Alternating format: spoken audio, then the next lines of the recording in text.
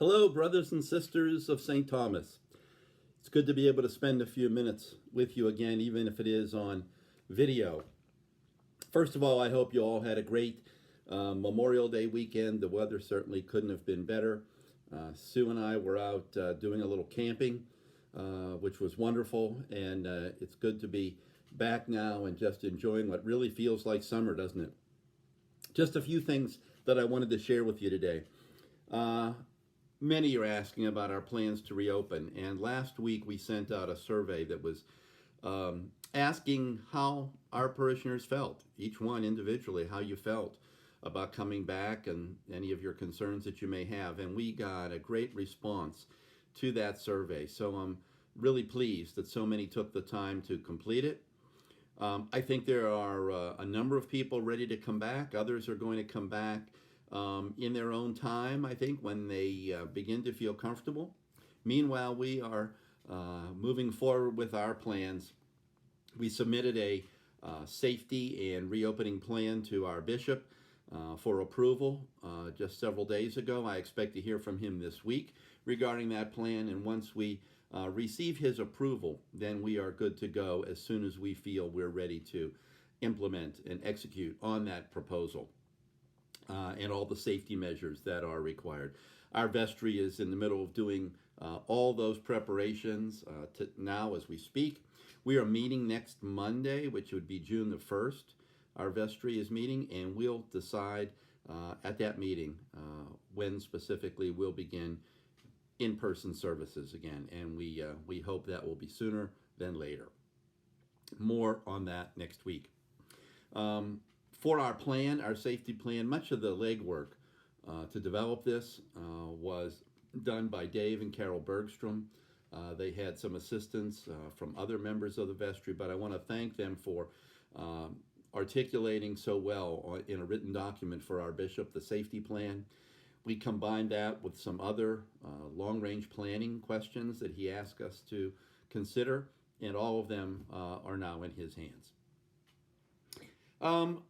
Another thing I wanted to mention, I'm sure many of you by now have come past our church and you've seen that our sign has collapsed. It rusted off at the ground level. It was a tremendously sturdy sign when it was first made and installed in that location 60 years ago. It was iron, probably weighed, 350 to 400 pounds. We had to take it apart in pieces. And finally, we were able to do that and to take it out of the grass.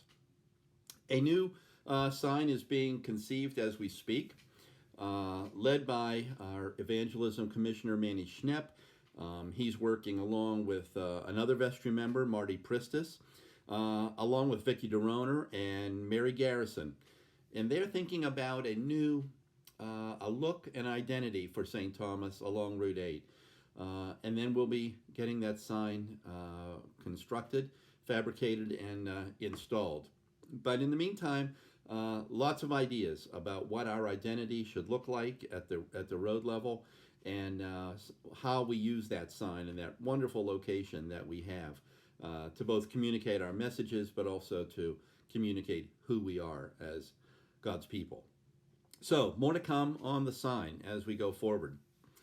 Over these last weeks, as well as we've continued to record our Sunday services, I want to thank those who have participated. First of all, our musicians, Lois Salvatore and Janet Eck and Kathy Seller have been with us each week.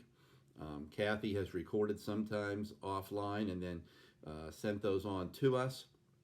But that has provided all the music that we've needed for our worship.